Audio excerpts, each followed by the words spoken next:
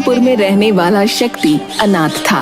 बचपन से ही वो उस गांव में रहता और गांव वाले उसे जो देते वही खा पी कर बड़ा हो गया। किसी को नहीं पता था कि उसके माँ बाप कहाँ गए, वो कहाँ से आया। शक्ति स्वभाव से बड़ा ही दयालु था।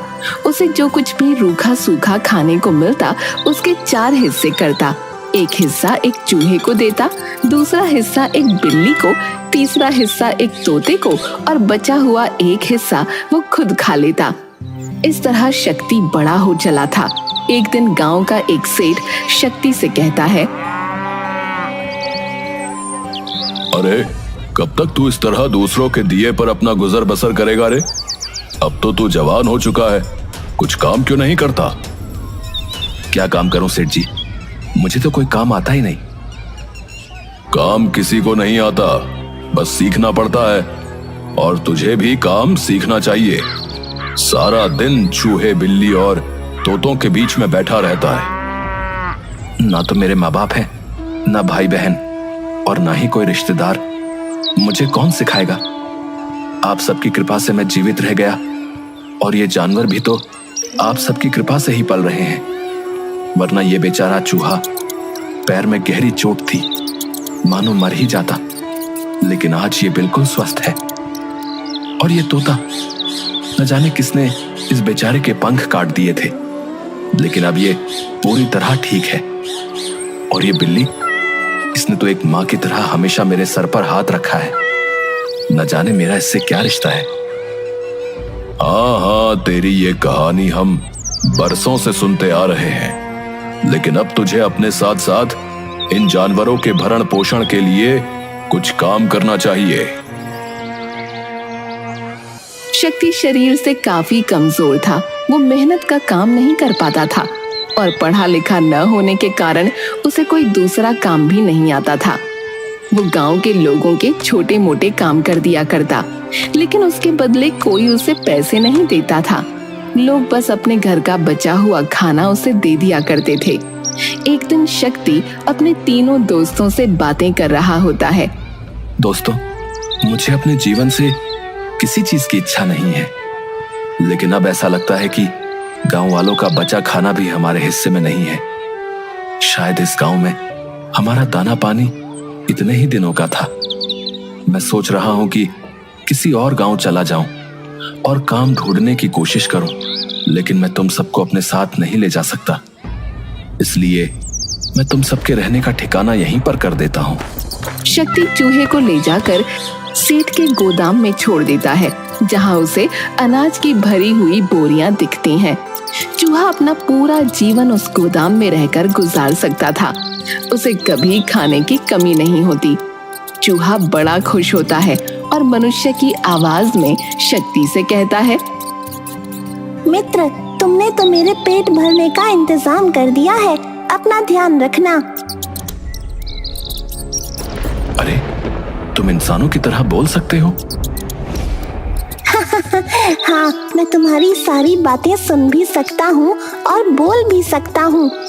एक बात ध्यान से सुनो, तुम्हें जब भी मेरी जरूरत हो, बस आंखें बंद करके मुझे दिल से याद करना, मैं तुम्हारे सामने आ जाऊंगा।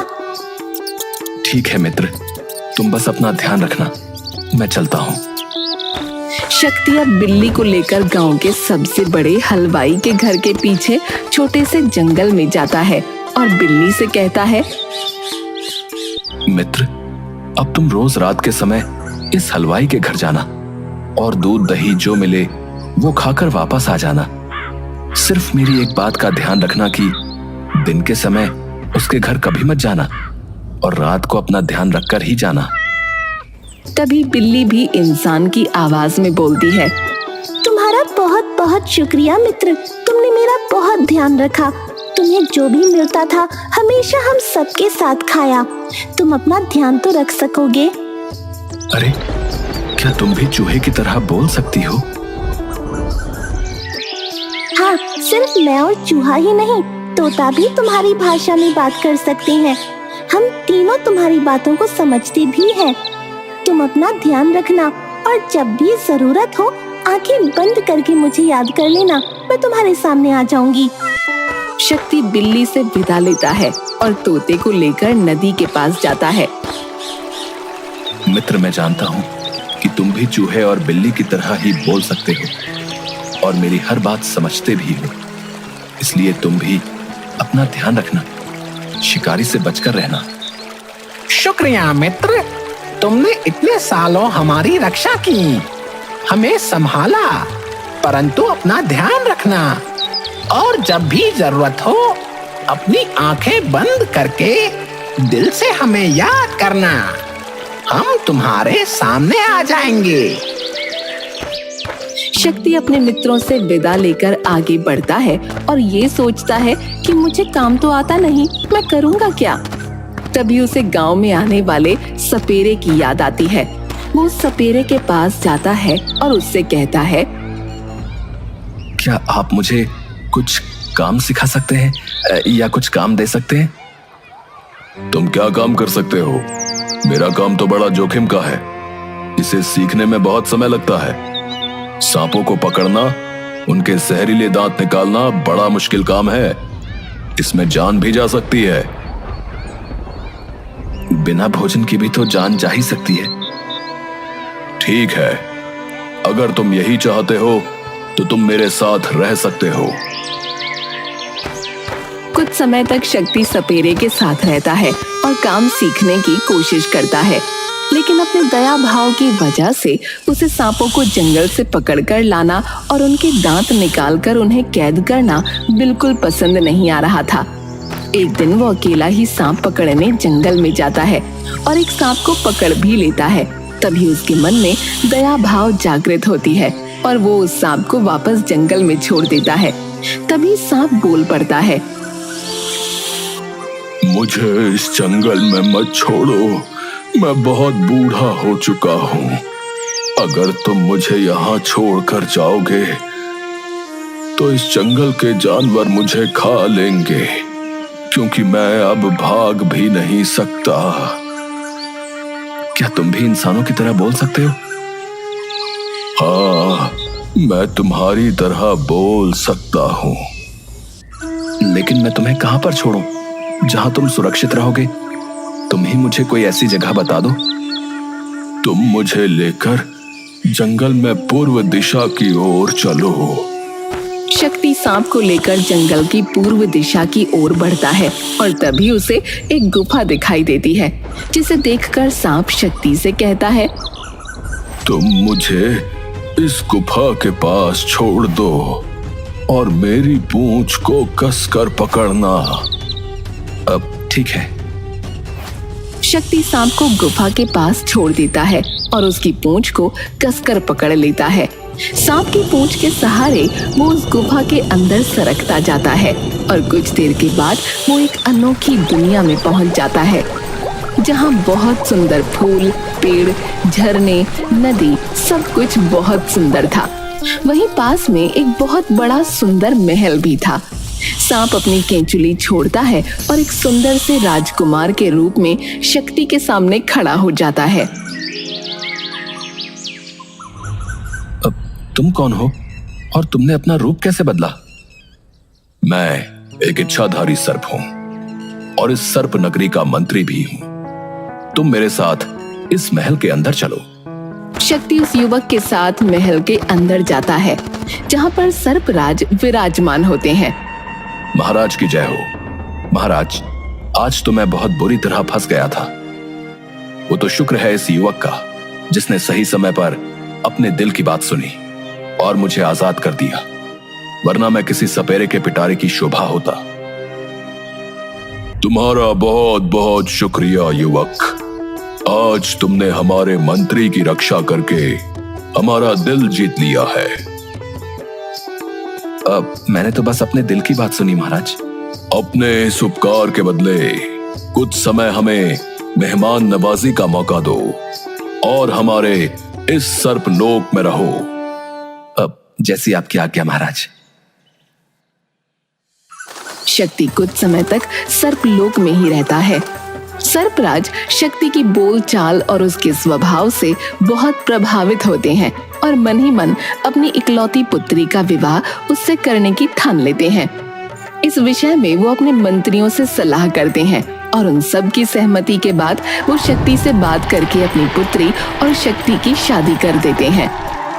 सर्पराज की पुत्री बहुत ही सुंदर थी। उसके बाल सुनहरे और लंबे थे। जो उसे एक बार देख लेता वो जीवन भर उसके रूप और केश को भूल नहीं पाता था। विवाह के बाद दोनों सर्पलोक में ही खुशी खुशी रहते हैं। एक दिन शक्ति सर्प कुमारी नागमणि से कहता है, नागमणि, अब हमें यहाँ से चलना चाहिए और मुझे हम दोनों के लिए नया घर भी बनाना है। ठीक है, परंतु आपको पहले पिताजी से आज्ञा लेनी होगी और जब वो आपको जाने की आज्ञा दे दें और आपसे कुछ मांगने को कहें तो आप पहले उनसे ये वादा ले लीजिएगा कि वो आपके द्वारा मांगी गई वस्तु आपको दे दें। आप उनके गले में पड़ी हुई मोतियों की माला मांगना। ठीक है। शक्ति सर्पराज के पास जाता है और नागमणि को साथ लेकर वहां से जाने की आज्ञा मांगता है। अगर तुम्हें यही उचित लगता है तो मैं तुम्हें नहीं रोकूंगा। मैंने तुम्हें अपने जीवन की सबसे बहुमूल्य चीज, अपनी पुत्री नागमणि दे दी है, परंतु फिर भी मैं चाहता हूं कि तुम जाने से पहले मुझसे कुछ उपहार स्वरूप ले लो। अब ठीक है, अगर आप चाहते हैं तो मैं आपसे जरूर मांग लूंगा, परंतु आपको मुझसे वादा करना होगा कि आप मुझे वो वस्तु अवश्य देंगे जो मैं आपसे मांगूंगा। मैं तुमसे वादा करता हूं। बताओ तुम्हें क्या चाहिए? मुझे आपके गले की मोतियों की माला बहुत अच्छी लगती है। अब क्या आप मुझे उपहार स्वरूप ये दे सकते हैं? बिल्कुल दे सकता हूं। सर्पराज अपने गले में पड़ी हुई मोतियों की माला निकालकर शक्ति को दे देते हैं। शक्ति और नागमणि पिता से विदा लेकर सर्पलोक से बाहर पृथ्वी लोक पर आ जाते हैं। पृथ्वी लोक पर आने के बाद नागमणि शक्ति से कहती है, अब हम कहाँ जाएंगे?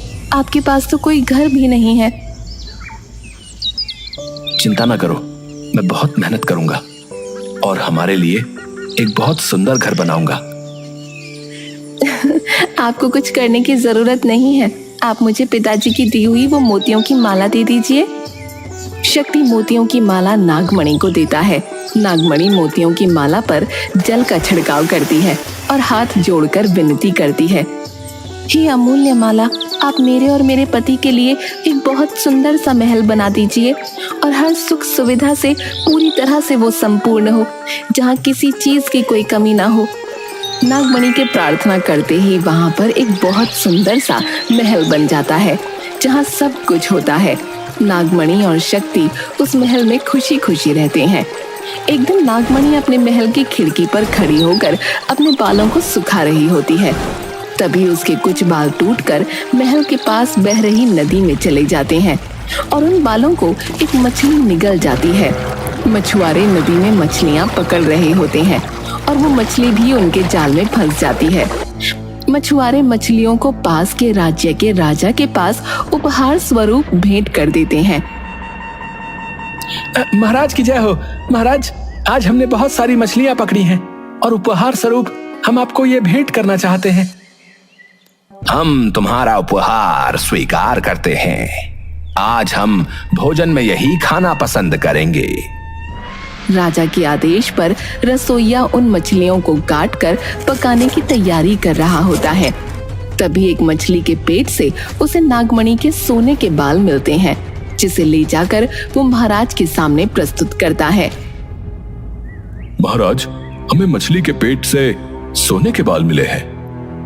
ये तो किसी स्त्री के बाल लगते हैं। जिस स्त्री के बाल स्वर्ण के होंगे वो खुद कितनी सुंदर होगी, उसका रूप कितना अनोखा होगा।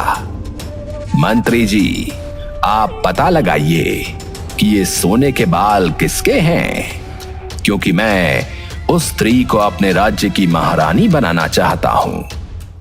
जैसी आज्ञा हो महाराज। मंत्री अपनी सेना के साथ पता लगाने जाते हैं कि तभी महाराज के सामने एक कुबड़ी स्त्री आती है और वो महाराज से कहती है, महाराज, सोने के बाल तो सिर्फ सर्पलोक की राजकुमारी के हैं और वो तो सर्पलोक में रहती है। वो पृथ्वी लोक पर कैसे आ सकती है? महाराज उसे सारी बात बताते हैं।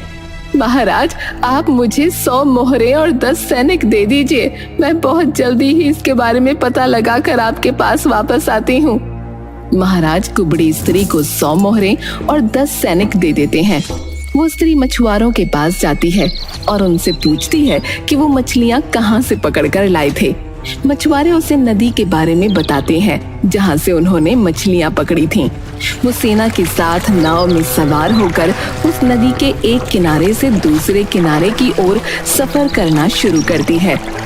2-3 दिनों के बाद उसे नदी के पास एक सुंदर और भव्य महल दिखाई देता है। मैं जब तक वापस नहीं आती तब तक तुम सब मेरा यही इंतजार करना। चाहे कुछ भी हो जाए, यहाँ से जाना नहीं। वो आसपास पता करती है तो उसे पता चलता है कि उस महल में एक बहुत ही सुंदर स्त्री रहती है जिसके बाल सोने के हैं। कुबड़ी स्त्री समझ जाती है कि ये सर्पराज की पुत्री ही है। वो महल के अंदर जाती है। तुम कैसी हो नागमणि? कितने समय बाद मैंने तुम्हें देखा। मैं आपको नहीं पहचानती। आप कौन हैं? मैं तुम्हारी बुआ हूँ, तुम्हारे पिता की बहन। बहुत वर्षों पहले मैं इस पृथ्वी लोक पर आ गई थी और तब से यहीं पर रह रही हूँ। मुझे जैसे ही पता चला कि तुम यहाँ पर हो, मैं तुमसे मिलने चली आई। नागमणि उस स्त्री को नहीं पहचानती थी, लेकिन उस कुबड़ी स्त्री ने सर्पलोक की बहुत सी बातें नागमणि को बताईं, जिसके बाद नागमणि को लगा कि हाँ, ये मेरी बुआ हो सकती है जो बहुत सालों से पृथ्वी लोक पर है, जिसके कारण मैं इन्हें नहीं पहचानती। शक्ति भी वहाँ आ जाता है। ये मेरी बुआ है जो बहुत वर्षों से पृथ्वी लोक पर ही रह रही हैं। प्रणाम बुआ जी। सुखी रहो बच्चा, बहुत सुखी रहो। अगर तुम्हारी अनुमति हो तो मैं क्या कुछ समय के लिए तुम दोनों के साथ यहाँ रह सकती हूँ? वो क्या है ना कि मैं बहुत समय बाद नागमणि से मिली हूँ, तो इससे जी भरकर बातें करना चाहती हूँ। आपको अपनी पुत्री के साथ रहने के लिए मेरी अनुमति की आवश्यकता नहीं। आप जब तक चाहें यहाँ खुशी खुशी रह सकती हैं। वो कुबड़ी स्त्री कुछ समय के लिए नागमणि और शक्ति के साथ महल में रहने लगती है और इस बीच बातों बातों में उनसे सर्पलोक और पृथ्वी पर आने की कहानी और शक्ति के सर्पलोक में जाने और उसके पहले की सारी बातें पता कर लेती है। एक दिन शक्ति महल से बाहर गया होता है। कुबड़ी स्त्री नागमणि से कहती है, पुत्री, चलो आज घूमने चलते हैं। बुआ, हम कहाँ जाने वाले हैं? यहीं पास में बहुत सुंदर वन है और बहुत सुंदर नदी है। मैं तुम्हें नौका विहार के लिए भी ले जाऊंगी। नागमणि कुबड़ी स्त्री के साथ निकल पड़ती है। थोड़ी दूर जाने के बाद, अरे पुत्री, मैं तो अपने पैरों की पादुका ही पहनना भूल गई। तुम यहीं पर रुको, मैं अभी पादुका पहनकर वापस आती हूँ। ठीक है बुआ, मैं यहीं पर आपकी प्रतीक्षा करूंगी। कुबड़ी स्त्री महल में वापस जाती है और मोतियों की माला चुराकर अपनी चरण पादुका पहनकर वापस नागमणि के पास आ जाती है। चलो पुत्री, अब हम थोड़ी देर नौका विहार के लिए चलते हैं। हाँ बुआ, मैंने बहुत समय से नौका विहार नहीं किया। दोनों नौका में बैठ जाते हैं। कुबड़ी स्त्री अपने साथ आए हुए सैनिकों को इशारा कर देती है और वो नौका को तेजी से नदी के दूसरे तट की ओर ले जाने लगते हैं। नागमणि को कुछ सही नहीं लगता। हम कहाँ जा रहे हैं बुआ? और ये लोग इतनी तेज नौका क्यों चला रहे हैं? चुपचाप इस नौका में बैठी रहो और शोर मचाने या कुछ करने की जरूरत नहीं है, क्योंकि तुम्हारी रक्षा करने यहाँ कोई नहीं आएगा। नागमणि समझ जाती है अब यहाँ चिल्लाने या कुछ कहने का कोई फायदा नहीं, क्योंकि उसकी आवाज सुनने वाला यहाँ कोई भी नहीं। कुछ समय में वो कुबड़ी स्त्री और सैनिक नागमणि को लेकर राजा के पास पहुंच जाते हैं। महाराज, ये रही आपकी सोने के केश वाली स्त्री। इसका नाम नागमणि है। हम तुम्हारे काम से बहुत प्रसन्न हुए। बताओ, तुम्हें क्या चाहिए? महाराज, इस अनमोल स्त्री के बदले मैं आपसे क्या मांग सकती हूँ? महाराज कुबड़ी स्त्री को बहुत सा धन, सोने चांदी, जेवर, हीरे जवाहरात देकर वहां से भेज देते हैं। परंतु कुबड़ी स्त्री जादुई मोतियों की माला के बारे में राजा को कुछ नहीं बताती और वहां से चली जाती है। दूसरी तरफ नागमणि को पूरा विश्वास था कि शक्ति उसे ढूंढता हुआ बहुत जल्द उसके पास आ जाएगा, क्योंकि वो जानती थी कि शक्ति के पास मोतियों की जादुई माला है। राजा नागमणि के पास आता है। तुम्हें किसी बात से डरने की जरूरत नहीं है। मैं सिर्फ इतना चाहता हूँ कि तुम खुशी खुशी मेरे साथ इस राज्य की महारानी बनकर रहो। मुझे ये स्त्री धोखे से यहाँ लाई है, परंतु आपके स्वभाव से मैं प्रभावित हुई। मैं आपसे सिर्फ एक विनती करना चाहती हूँ। अगर आपको उचित लगे तो क्या आप मेरी एक इच्छा पूरी कर सकते हैं? बताओ, तुम्हारी क्या इच्छा है? हम जरूर पूरी करेंगे। मैं सिर्फ इतना चाहती हूँ कि आप 6 महीने तक मेरे पास आने की कोशिश मत कीजिए, और 6 महीने के बाद आप जैसा चाहेंगे मैं वैसा ही करूंगी। महाराज तो नागमणि के रूप पर पहले ही मोहित हो चुके थे। उन्होंने तुरंत कहा, ठीक है, तुम जैसा चाहती हो वैसा ही होगा। बस मैं ये चाहता हूँ कि तुम खुशी खुशी हमारे महल में महारानी बनकर रहो। दूसरी तरफ शक्ति जब अपने महल में वापस आता है तो नागमणि उसे वहां नहीं दिखती, और जब वो मोतियों की माला को ढूंढता है तो वो भी उसे नहीं मिलती। वो समझ जाता है कि ये सब उस कुबड़ी स्त्री का ही काम है। वो नागमणि को ढूंढने की बहुत कोशिश करता है, लेकिन उसे कुछ पता नहीं चलता। 2-3 दिन के बाद वो खुद से बोलता है, न जाने मेरी नागमणि कहाँ होगी और किस हाल में होगी। ये सारी मेरी गलती है जो मैंने उस दुष्ट कुबड़ी स्त्री पर विश्वास किया। जादुई मोतियों की माला भी वही लेकर गई होगी, लेकिन अगर वो नागमणि के पास होती तो अब तक नागमणि वापस आ चुकी होती। मैं क्या करूं? किससे मदद मांगूं? वो रोने लगता है। तभी उसे अपने मित्रों की याद आती है। वो अपनी आंखें बंद करके अपने मित्र चूहा, बिल्ली और तोते को याद करता है। क्षण में वो तीनों शक्ति के सामने खड़े होते हैं। क्या बात है मित्र, तुम बहुत उदास लग रहे हो। मित्रों, मैं बहुत मुसीबत में हूँ। मेरी पत्नी नागमणि कहीं खो गई है और मेरे पास जो जादुई माला थी वो भी खो गई है। मैं सिर्फ अपनी पत्नी को वापस पाना चाहता हूँ। क्या तुम तीनों मेरी नागमणि को ढूंढने में मेरी मदद कर सकते हो? तुम बिल्कुल फिक्र मत करो, हम सब मिलकर नागमणि को जल्दी ढूंढकर वापस ले आएंगे। तीनों मित्र आपस में सलाह करते हैं और निर्णय लेते हैं कि तोता उड़ सकता है और वो दूर दूर तक जाकर नागमणि का पता आसानी से लगा सकता है। ठीक है, तुम सब यहीं पर मेरा इंतजार करना। मैं नागमणि का पता लगाकर जल्दी वापस आता हूँ।